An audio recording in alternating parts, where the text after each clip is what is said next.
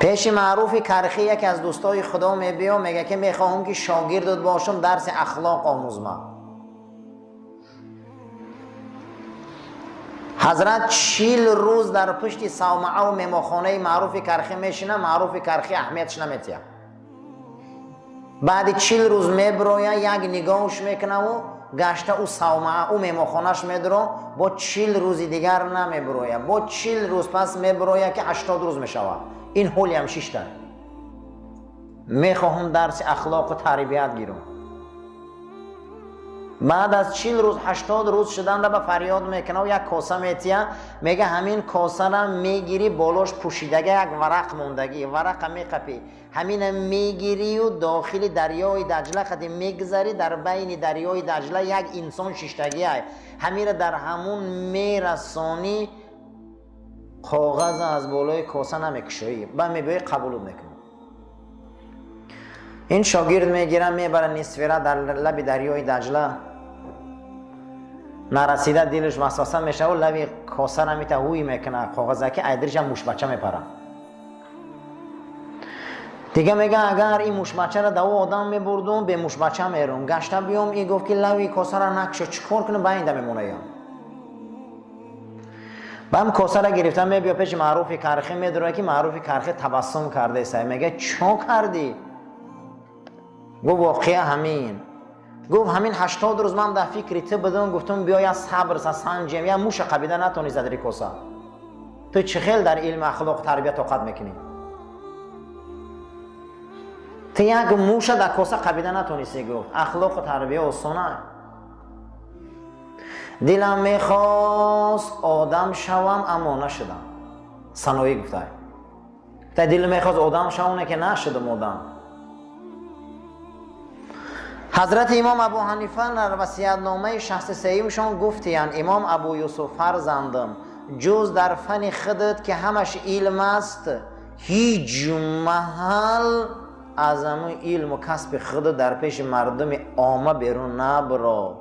فقط هر چیزی را که متخصصی ای اختصاص خودت گوزن مردم ده. چون میکنی دیگر مسئله را چسبیده؟ خدا تو را فقیه کرده ای فقه گوزن برای مردم. خدا تو را استا کرده ایمی کاری خودت میتونستگی گوزن، از وی بیرون نبرو که مردم تو را به سفسطه ها گرفتار میکنن و آبرود از بین میره. هر چیزی که خدا برای تو کسب دادگیت ردیف همون شو. ردیف چی را میگن؟ اگر یک اسب در یک از سوار شدگی باشه، یک کسی دیگر در قنجقه او سوار شوه، میگن ردیف شد، یعنی در قنجقهش سوار شد. چه هنر داری عزیزم، چه علمی داری، در قنجقه علم تو هنرت سوار شو، از وی بیرون نبرو، همون را گوزن. برای که تو همون را دستت میبیویا، پرسیدن پنجه میدونی، شاگرد میبروری و مردم را تربیت میکنی. ایوه بیرون گپ نزن که سفسطه میشه و دروغ. شما بینی بعضی آدم ها را که یک صحنه ها را نقل میکنن با عمر که دمجخشان وجود ندارن، این همین خیلی سفسطه گفته میشینن. بعضی انسان ها را همه کار را نقل که او همه کار دا بود. باور کنی قطعی رهزن هم بود، قطعی آدم زن هم بود، قطعی ملا هم بود، قطعی ایشان هم بود، قطعی وزیر هم بود، قطعی قاضی هم بود، همه همین دوای بود یک گپ میگه. اینا احمقان. حضرت با هم خیلی نشوی، فقط کاری خطا گوزن، کاری خود متخصصی شاگرد میبروری.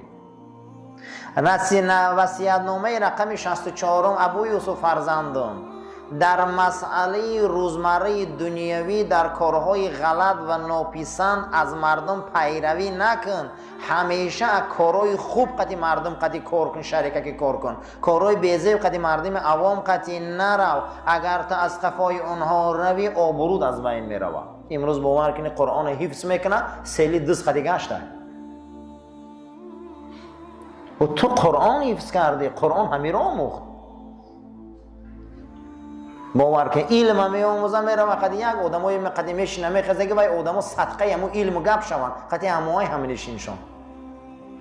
و تو را خدا قرآن داده، علم داده، تو کوشش کن که ای تو او پیروی کنن، نه اینکه تو مسئله روزمره دنیوی و ریسک کن گفته قدی هر کس بر روی رفیق شوی، همنشین شوی و با آبروت از بین بری. نه که گفته ای کارا، اگر شریک هم شدی کارهای خوب ده شریک شو. کارای نغز آبرو در شریک شد. ابو یوسف فرزندم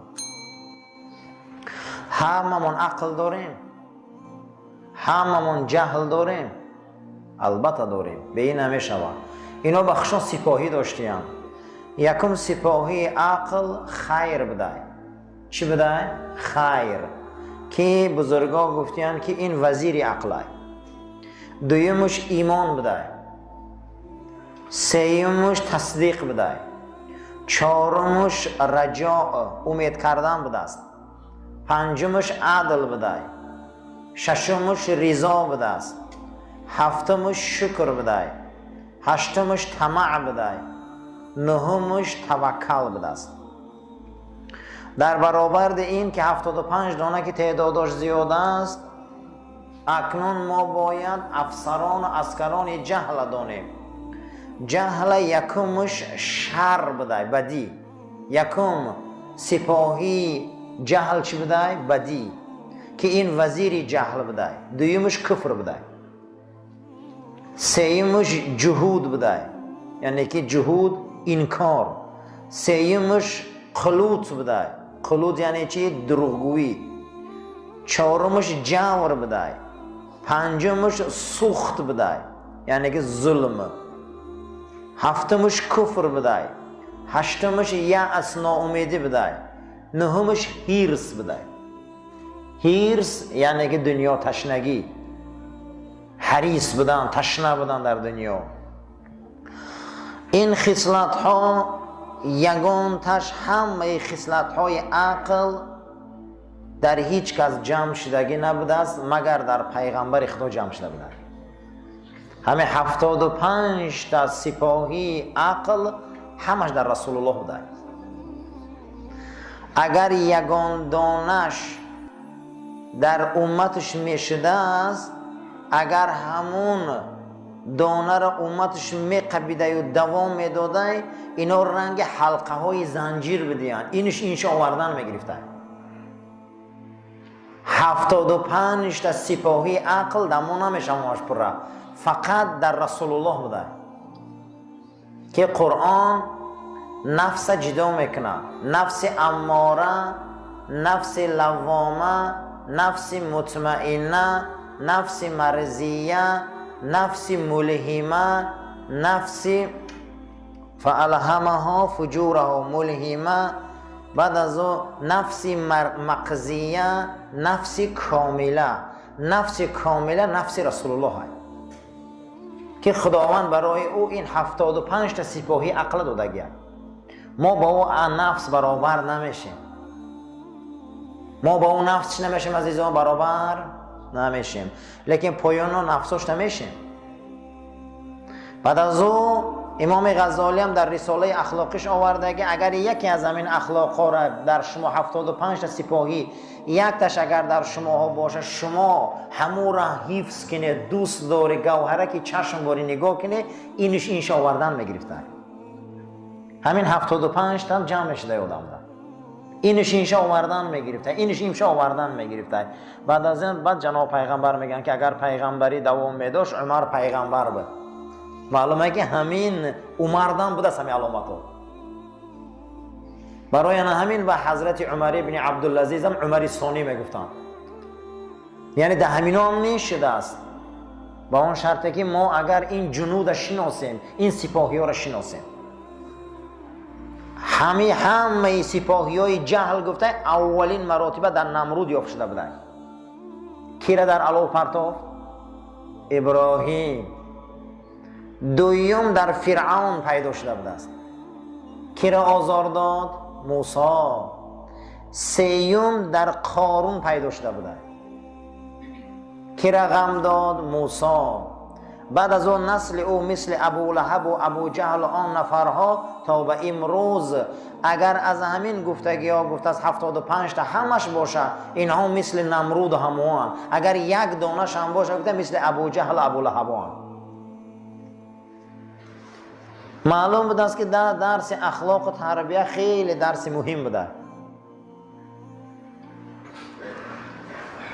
حضرت امام شافعی گفته است که اگر به دو زانو نمی نشستم در پیش امام محمد شاگرد امام ابو حنیفه من خدا و قطعی رسولش حال ساز نمیشناختم. من به 2 زانو زدم 6 درس آموختم، او برای من خدا و رسول آموخت.